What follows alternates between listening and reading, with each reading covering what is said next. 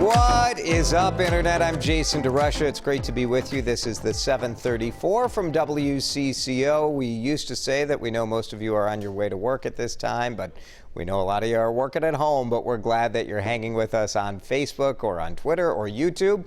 We love being here for you where you're at to bring you the latest news and information. Today, the weather's going to be a big deal. Spring starts at, I think Mike said 10 o'clock tonight. So I for sure will be up celebrating. But what a kind of trash day. Rainy, cloudy. Temperature pretty warm in the 40s, but the rain it starts slow, speeds up, and then overnight, Mike says to watch for that turning to snow. So we'll be here for you tomorrow morning to let you know what that does to things. Let's talk about this. I don't know about you guys, but my dishwasher has been running nonstop at home. We are going through so many forks and spoons and bowls and plates because we're cooking all the meals. With the restaurants closed, we are trying to support them by doing some takeout, but we're certainly not, driving kids around to sports activities and the stuff that used to make us kind of quickly grab something to eat. Washington Post article reprinted today in the Strib asked some big name food personalities and chefs for some tips. What do we do with maybe a limited pantry? And I like the advice from Top Chef Padma Lakshmi saying, she's like, hey, this weekend would be the perfect time to batch some big dishes.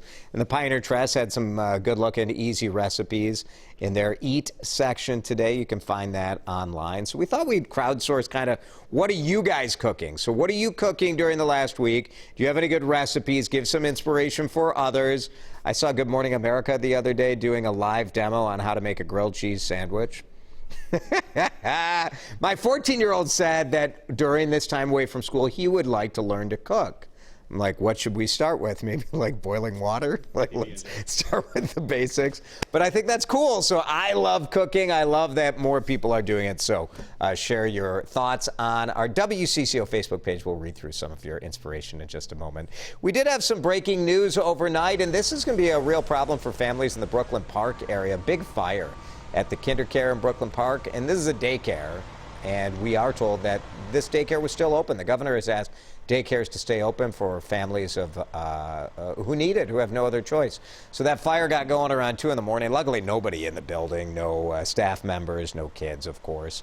But that building is wiped out. No injuries reported. Investigators still figuring out a cause, but we'll be watching this today as families figure that one out. Number of COVID-19 cases, as predicted, surged overnight. We are now at more than 9,000. The experts tell us as more testing happens, the numbers are going to go bigger, but this is spreading also. Many states, of course, even though the federal government keeps saying oh, we have tests, Minnesota says we don't have enough tests.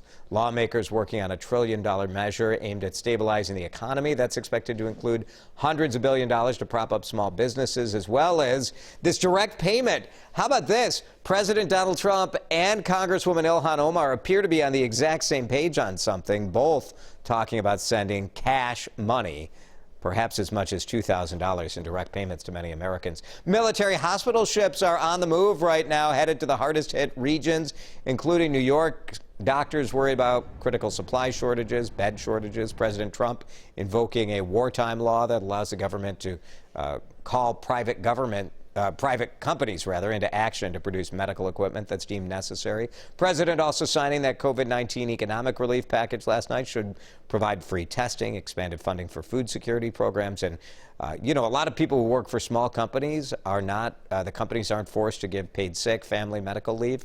And so that changes that.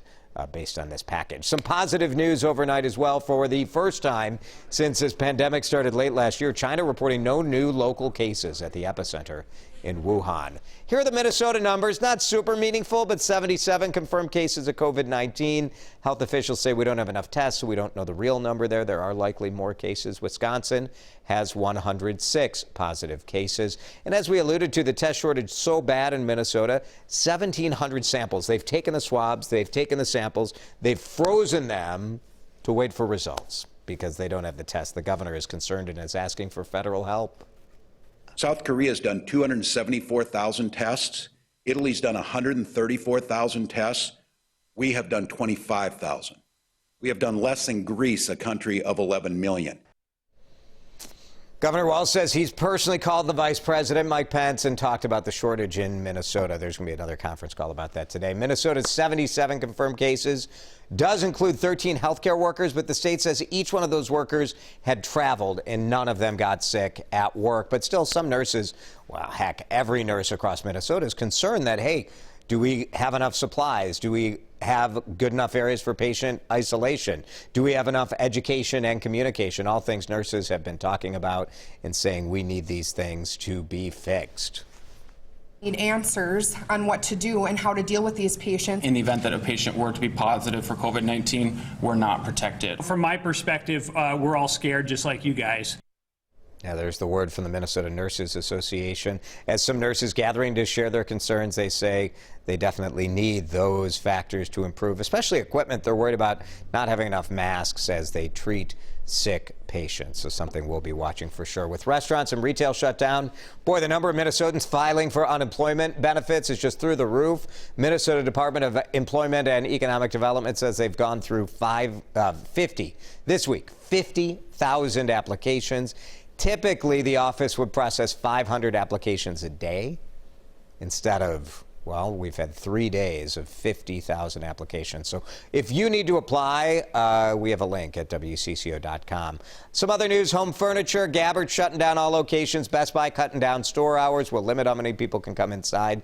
They want to stay open because so many people are buying computers and upgrading their technology to work from home. Salons and spas across Minnesota are now closed. The governor made them do that. And Archbishop Bernard Hebda suspended Mass at all Catholic churches in the Archdiocese of St. Paul and Minneapolis. Metro Transit saying, hey, don't ride the bus or light rail unless it's absolutely necessary. U.S. stocks look like they're going to fall again today.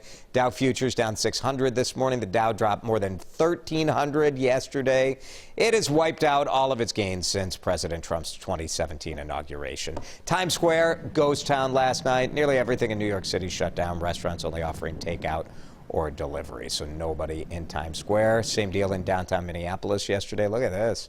Streets and parking garages that are usually packed with cars are mostly empty. Skyway's empty. IDS virtually empty. Target, many other corporate locations have employees working from home to do their part to stop and slow the spread of the virus. Let me show you this from Utah, because there was an earthquake. People there cleaning up, a 5.7 magnitude earthquake. This is Salt Lake City. Many of its suburbs got hit by that yesterday. The quake knocked out power to tens of thousands. Closed the airport, knocked a trumpet from the iconic angel statue at the top of the Church of Jesus Christ of Latter-day Saints building. Senator Bernie Sanders says he's assessing his campaign but not dropping out of the race. Democratic candidate for president lost 3 more states to Joe Biden this week. There's a new Mr. Basketball in Minnesota. What can't this guy do? Jalen Suggs won Mr. Football last fall and won Mr. Basketball. Found that out last night. He goes to Minnehaha Academy. Suggs is committed to Gonzaga. Back to today's talker. Let's get some recipe inspo. WCCO's digital guy Eric is here. Eric, we've been cooking like crazy. What are people doing? What are they saying? Well, Mike and I just finished off our frozen bolognese last night. Ooh, yeah. Very nice. We finished off the coq au vin that we made this weekend. What? Coq au vin is pretty easy. It's just you take a whole bottle of wine and soak your chicken in it. Delicious. But can Seth make it? Can Seth make it? Questionable. A number of people said Southwest chicken, which is chicken breast, canned corn, canned black beans, Rotel, Velveeta. Smart. That's Bake easy. oven, That's a great idea. Yeah. Jonathan Sharp, Kelsock, said pandemic pizza, which is cheese on the bottom, sauce on the top, in the style of Black Sheep. I like that. I like that. Cole said he's been doing fried cauliflower rice along with egg, peas, carrots, onion. This is bad to read, by the way, when I haven't had breakfast. I know. I ran out of I have the most disgusting breakfast ever here at work every day. It's a blended up smoothie of power greens and frozen fruit. With a Twinkie on top. And I'm out of power greens, so I'm starving. We're out of power greens, you're out of coq au vin.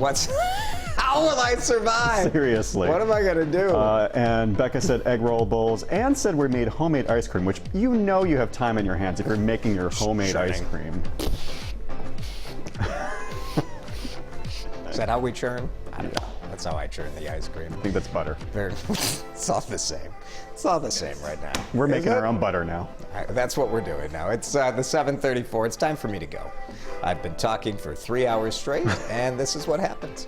We'll be back here for you tomorrow with all the updates that you need and you count on. Thanks for watching, everybody.